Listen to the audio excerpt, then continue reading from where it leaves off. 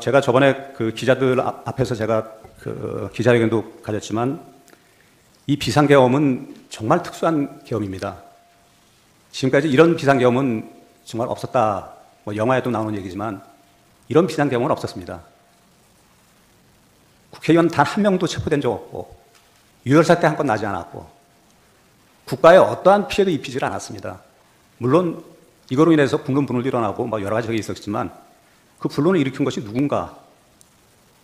그게 우리의 책임인가? 그 부분에 대해서는 국회 측에서도 많은 생각을 좀 하셔야 될 것 같습니다. 이 계엄은 아시겠지만 평화적 계엄이었습니다. 대통령이 정말 군인을 이용해서 단 한 명이라도, 한 명의 국회의원이라도 못 들어가게 막으려고 막았으면 아마 그거는 논리와 상식일 겁니다. 어떻게 한 명도 못 들어가게 못 막았을지.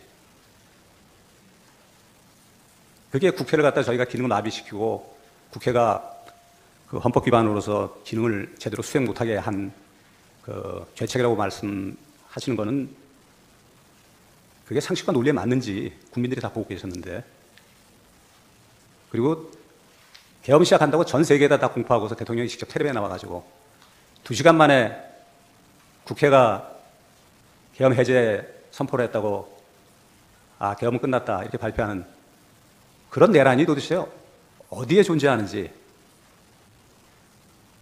그러한 계엄이 존재할 수 있는지 이것을 꼭 말씀드리고 싶었습니다. 이거는 뭐 대통령께서도 거의 수백 번을 얘기한 내용입니다. 아니 세상에 2시간 만에 끝나는 내란이 있느냐? 비상계엄이 있느냐? 만약에 비상계엄을 갖다가 진짜 실시해가지고 군부 쿠데타처럼 그랬으면은 대통령도 바보가 아닌 이상은 국회 단전단수를 하고 어두워서 못 들어오게 만들어 놓고 그 다음에 언론을 통제해서 사람들이, 국민들이 이런 상황을 갖다 모르게 하고, 그건 지금까지 우리나라에서 있었던 모든 계엄 사건에서 공통되게 벌어졌던 일입니다. 근데 대통령이 국민들 다 저녁 드라마 보는 시간에 갑자기 전 방송국이 다 대통령 얼굴이 나오면서 계엄 선포한다. 자, 계엄 선포하니까 국회의원들 빨리 들어가서 계엄 해제 결의하라. 그건 국회의원들한테 통보한 겁니다. 어떻게 보면은요. 그러니까 1시간 반 만에 국회의원들이 정족수까지 몰려가지고 뛰어와서 이 계엄을 해제한 것입니다. 그 해제 과정에서 단 한 명도 드러낸 적도 없고 그 사령관들이 무슨 뜻에서, 뭐 저희는 생각하는 바가 있습니다. 너무 그분들의 그저 진술이 일치되기 때문에 어떤 시나리오에 맞춰가지고 이런 진술에 대해서 어떠한 뭐 반대급부라든지 뭐 연금, 군인들은 제일 두려워하는 게 연금이 사라지는 거라고 그러답니다. 그렇게 들었습니다.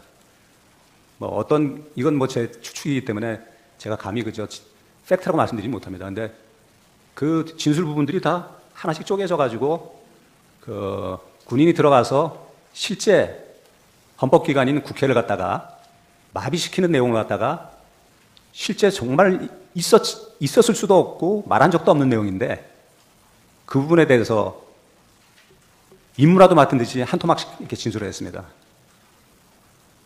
그 진술들은 헌법재판 과정에서 반드시 탄핵을 할 것이고요. 그분들이 왜 그런 진술을 했는지 그거는 분명히 밝혀질 것입니다. 왜냐하면 그렇게 시키지 않은 것이 진실이기 때문입니다. 저는 뭐 오랜 동안 법조 생활을 했지만 진실은 밝혀진다는 원칙이 깨지는 걸 별로 보지 못했습니다. 저희가 당당한 것은 저희 말이 진실이기 때문입니다. 이 탄핵은 국가를 갖다가 국헌을 문란하게 하고 국가에 피해를 입히려는 그런 탄핵이 절대로 아니었습니다. 제가 감히 말씀드리는 것이 맞는지 모르겠습니다. 대통령이 오늘 그 영화에 몸이 되지 않았으면 여기 나와서 직접 얘기를 했을 겁니다. 근데 상황이 이렇게 되다 보니까 제가 대신 말을 하는 부분이니까 좀 외람되지만 좀 들어주시기 바라겠습니다. 자, 그건 저 대통령 대신 제가 말씀을 드린 부분이고요.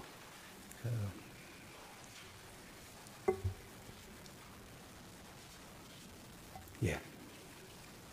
지금 이 사건 비상계엄의 이유에 대해서 국민들이 가장 관심 갖고 있고 재판관님들도 가장 관심이 많으실 겁니다. 도대체 무슨 이런 계엄이 있었는가? 왜 대통령이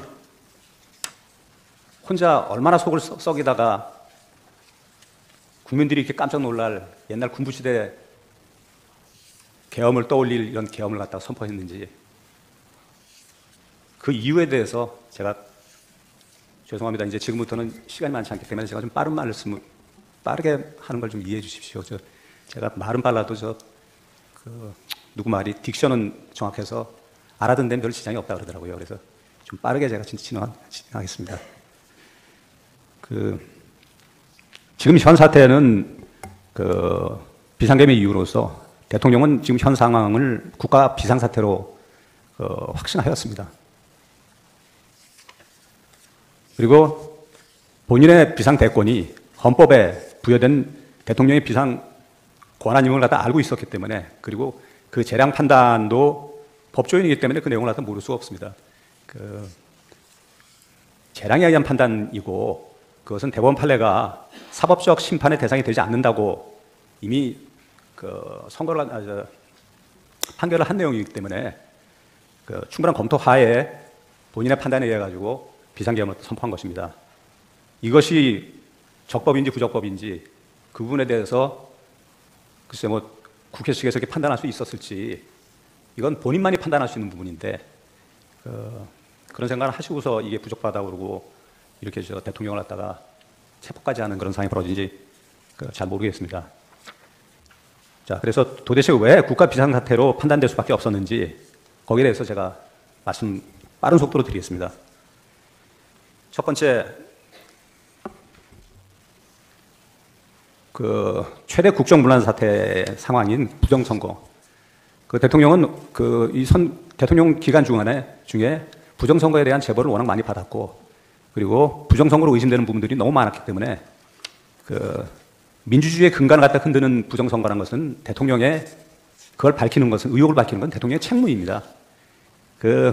부정선거에 대해서 확신을 갖고 있지 않다 하더라도 그 의혹을 밝히는 것은 그건 당연한 대통령의 책무입니다.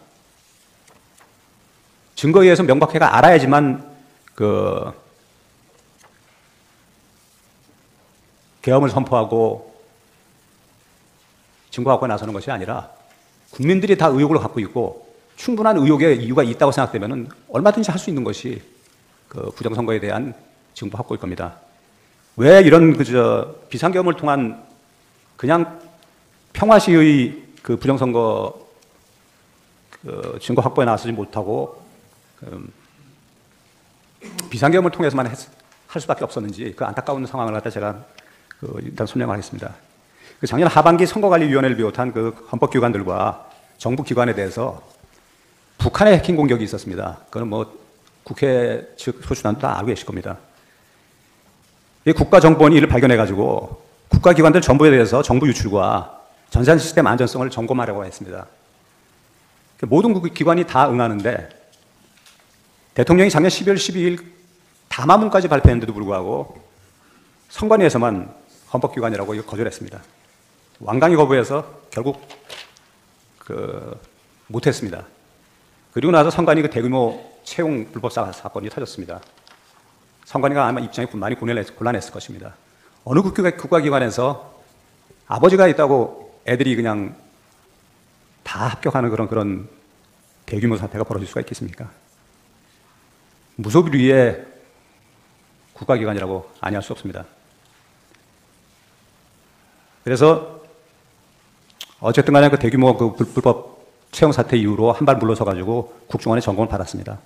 국정원이 점검한 상황에서는 이게 좀 상상 초월의 너무나도 부실하고 도대체 의혹투성이의 결과를 확보했습니다. 근데 그 이후에 서버 제출이나 기타 저희가 요청하는 그런 것들을 하나도 받아들이지 않았습니다. 본인들이 국정원의 의심 사항이 있다는다면 당연히 거기에 응하는 것이, 그리고 국민들의 의혹에 대해서 지금 한두 해 벌어진 내용이 아니지 않습니까? 그러면 국민들의 국론 분열을 막기 위해서라도 국가기관인 헌법재판소는 죄송합니다. 이게 헌법제마저는. 선관위는 당연히 국민 의혹 해소에 앞장서서 나섰어야 될 겁니다. 그러지 않은 것들이 결국 이런 불행까지 오게 된 것입니다. 자, 이제부터 부정선거 의심 정황들에 대해서 제가 말씀드리겠습니다. 선거 시스템 관리 부실과요. 국정원에서 확인한 기본적인 시스템 확인에 의해서도 첫째, 해킹 및 투개표의 전반적 조작 가능성이 발견됐습니다. 선관위 시스템이 외부망 침투 등의 공격에 취약하고 국내는 물론 중국, 북한의 해킹이 용이하고 투개표 데이터에 대한 전반적 조작 가능성이 농후했습니다. 아시겠지만 사전선거가 도입된 이후로는 법원이 증거 확보가 불가능한 상태입니다. 몇 명이 투표했는지를 알 수가 없고, 그러니까 사후에 선거 무효 소송을 제기하는 것은 의미가 없는 상황이 됐습니다. 도대체 어떻게 이런 시스템이 나왔는지, 예전에 부재자 투표의 경우에는 몇 명이 투표를 했고 그 장부가 다 있었습니다. 그렇기 때문에 안 했다고 본인들한테 확인하면 확인이 됐습니다. 근데 지금은 누가 투표했는지 몇 명이 투표했는지 알 수가 없습니다. 이런 시스템이 도대체 어떻게 존재할 수가 있습니까? 그러니 조금이라도 여기서 이익을 취하는 사람들은 서버에 들어가가지고 자기들이 투표했다고 허위 적어도 하고, 그 다음에 선거함에 많이 나옵니다. 영상 보면 많이 나오지만 이 자물쇠를 갖다 꽂은 것처럼 돼 있는데 거기다가 이렇게 검은 종이를 갖다 하나 씌워가지고 나중에 보면 양쪽으로 다 빼게 돼 있습니다. 그러니까 열어가지고 얼마든지 집어넣을 수 있는 상황이 되어 있습니다. 왜 그런 엉성한 저걸 했을까요? 어느 철학자가 좀 목적 없는 사람의 행동은 없다고 했습니다. 어떤 목적이 없이 그렇게 했을까요? 선거관리 시스템 관리 부실 및 부정선거 의심 정황들 세 번째 말씀드리겠습니다. 두 번째 말씀드리겠습니다. 사전 투표수 부풀리기에 의한 선거 결과 조작 의혹. 이게 아까 좀 전에 말씀드렸듯이 부풀리기를 갖다 확인할 길도 없고 재판할 길도 없습니다. 유권자 등록 현황과 투표 여부를 관리하는 통합 선거인 명부 시스템 관리 부실. 사전 투표를 한 사람이 하지 않았다고 표시할 수도 있고, 했다고도 안 한 사람이 했다고도 표시할 수 있습니다. 유령 유권자가 나올 수 있습니다. 이 국민이 한 표 한 표 얼마나 소중한 표인데 이게 가능하다는 게 도대체 말이 되는 일입니까? 이거를 해명을 안 하고 우린 정당하다만 얘기하는 게 선거관리위원회였습니다. 대통령이 분노 안 한다면 오히려 대통령 자격이 없는 것이겠죠. 실제 사전투표용지와 QR코드가 같은 투표용지의 무단 인쇄 가능성, 사전투표용지에 찍은 도장 파일과 테스트용 출력 프로그램이 엄격하게 통제가 되지 않아가지고 무단 인쇄가 가능합니다. 이제 말도 안 된다는 표현은 제가 다 빼겠습니다. 사전투표소에 설치된 통치 장비에 인가받지 않은 외부 PC 연결이 가능. 이거는 기계 좀 아는 사람들 다 아시겠죠. 무단 침입, 외부에서 내부 선거망으로 무단 침입해서 투개표 데이터 조작이 가능합니다. 그 많은 중국 해커들이 놀고 있지는 않겠죠. 우리나라가 어느 편이 되면 좋은지 다 판단하고 있을 테니까요. 북한은 또 말할 것도 없고요. 물론 그 나라에 있는 사람들이만 했다는 것이 아니고 전 세계에 퍼져 있는 그런 사람들이 당연히 여기에 접근해가지고 필요한 표를 만들어내겠죠. 투표지 분류기 등 개표 시스템의 허점, 투표지 분리기와 개표 결과가 저장되는 개표 시스템의 보안 관리 체계가 부실해 해커가 개표 결과를 얼마든지 변경할 수가 있습니다. 투표지 분류기의 부실 관리, USB 등 외부 장비를 연결해서 해킹 프로그램을 설치할 수 있었고, 심지어 무선 통신 장비 연결도 가능해서 이를 통해 투표지 분류 결과를 바꿀 수 있음이 확인이 됐습니다. 전산 시스템 비밀번호 123455, 이거 부정선거 부정하는 분들은 아마 그럴 수도 있지 이렇게 말씀하십니다. 근데 우연도 여러 번 겹치면은 이게 필연이 되지 않겠습니까? 전산 시스템 비밀번호 12345는 조악하기도 이를 데 없지만 전국 중앙정부하고 지방정부의 연결번호입니다. 중국 등에서 이걸 풀고 들어오라고 만든 것처럼 밖에 안 보이지 않습니다. 보안관리회사 장비 제조사. 선거는 아까도 말씀드렸지만 민주주의의 근간입니다. 저희 예산에 정말 어마어마한 부분을 갖다가 투입해서라도 국민의 그 귀중한 한 표를 갖다가 지켜내야 됩니다. 근데 국가 운명을 결정짓는 선거에 대한 시스템 보안 관리 회사가 아주 극소규모의 전문성이 매우 부족한 회사고, 장비 제조사는 대북송금 800억 원 주체인 쌍방울입니다. 대북송금을 하는 회사가 그 계열사를 통해 가지고 이 장비 제조를 했다는 것은 아까도 말씀드렸지만 우연히 겹치면 필연이라고 저희가 의심하지 않을 수 없는 상황입니다. 확증을 떠나서 대통령은 이 부분에 대해서 굉장히 의심을 품었습니다. 그 다음에 감사원 조사 결과 지난 10년간 선관위의 절차 규정 위반이 1200건입니다. 중앙 400건, 지방 800건.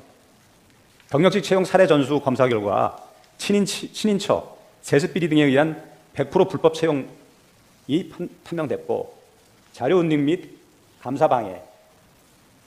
외람된 말씀이냐? 감사원 국장이 이런 기관은 처음 본다고 탄식을 했었습니다. 이 부분이 재판관님이 좀 관심 갖고 좀 보셔야 될 부분이라고 생각합니다. 저희는 이 불법 선거가 사실은 중국과 크게 관련이 있다고 생각합니다. 그 한국전자투표비를 수입한 중국의 육해상 1대1로 대상 국가들이 키르기스탄, 콩고, 볼리비아, 남아공, 벨라루스, 이라크, 미얀마, 모잠비크, 남아공, 엘살바도르, 피지, 에콰도르, 필리핀, 이거보다 더 많습니다. 이 회사들의 공통점은 중국이 1대1로 대상 국가들로 해서 중국의 영향을 엄청나게 받고 있는 나라들입니다. 중국의 도움을 받고서 수출을 한 것이죠. 그 결과 키르기스탄은 국민 부정선거 시위로 대통령이 불타고 대통령이 하야했습니다. 콩고는 유혈 사태가 났고 우리 선관위에 항의를 했습니다. 어떻게 이런 걸 갖다 수출했냐고. 볼리비아는 유혈 사태 후에 대통령이 사퇴했습니다. 남아공, 벨라루스 각 유혈 사태가 났고, 이라크는 수개표와 우리가 저거 한 전자개표기가 12배 차이가 발생했습니다. 부정당선 25%가 나왔습니다. 아까 벨라루스 말씀드렸지만 벨라루스는 대통령 퇴진 운동이 아주 심하게 벌어져가지고 유혈 사태가 벌어졌습니다. 필리핀은 사용 불가 판결까지 났습니다. 이건 신문에 다 난 내용들입니다. 저희가 증거로 다 제출하겠습니다. 이건 그냥 저희 추측으로 말씀드린 게 아니고 신문이 다 공개한 내용들입니다. 부정투표 용지들의 발견, 현물을 갖다 다음에 저희가 증거 과정에서 보여드리겠습니다. 소위 말하는 일장기 투표기지, 투표 관리인 도장이 뭉그러져 있는 한 사람 한 사람의 귀중한 표를 갖다 이런 식으로 이상한 투표지에다 저거 해가지고 유효로 처리한다는 것은 투표지 두 장이 겹쳐서 인쇄된 소위 배춧잎 투표지, 접착체가 붙어있는 자석 투표지, 접히는 적이 전혀 없는 빳빳한 투표용지, 이거는 물리학자들도 아마 노벨상 탈 그런 종이라고 얘기를 하더라고요. 우리는 접어서 집어넣어야지만 집어넣는 것이 원래 선거 방식에 나와 있는데 이걸 갖다 그냥 펴서 넣는 게 중국하고 판이라고 하더라고요. 펴서 넣으니까 우리 거에 펴서 난 종이가 나오니까 이게 왜 펴졌냐 선관에다가 이의를 제기하니까 원상 복구 용지랍니다. 원상 복구 용지란 것은 발명된 적이 없는 종이고, 만약에 이게 발명됐으면 노벨상을 탔을 거라는 그게 과학자의 얘기입니다. 공정하고 투명한 선거는 민주주의의 핵심인데 국민들이 선거 결과를 믿지 못한다면 민주주의가 올바로 설 수 없음에도 선관위가 공개적 전면 점검을 거부하고 국민들의 부정선거 의혹을 끝없이 부풀리면서 국헌문란을 자행하여 왔기 때문에 대통령으로서는 부정선거 의혹을 철저히 해소하기 위해서 비상계엄으로서 국회보다 더 많은 병력을 투입해서 국회에 투입한 병력보다 20, 30명을 더 투입했습니다. 사실은 이 비상계엄을 유지하려면 국회에다가 1000명, 5000명 넣었어야 되겠죠. 270명 집어넣었습니다. 그것도 총탄도 없는 군인 질서 유지하라고. 반대로 선관위에 300명을 보냈습니다. 이건 무소불위 선관위의 전산 시스템을 철저히 검수 시도해서 민주주의의 근간을 세우기 위한 어쩔 수 없는 선택이었습니다. 자, 부정선거는 여기까지 마치시고, 나중에 그저 부정선거에 대해서는 그 증거조사 결과에서 그 많은 저게 나올 것입니다. 뭐 오늘 아침 신문에도 뭐 메이저 신문사는 아니지만 그 수원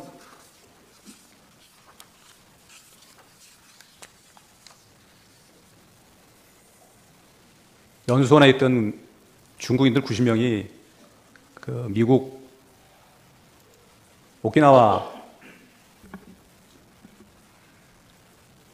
미군 부대 시설 내에 가서 조사를 받았고 부정선거에 대해서 다 자백을 했다는 그런 뉴스가 나왔습니다.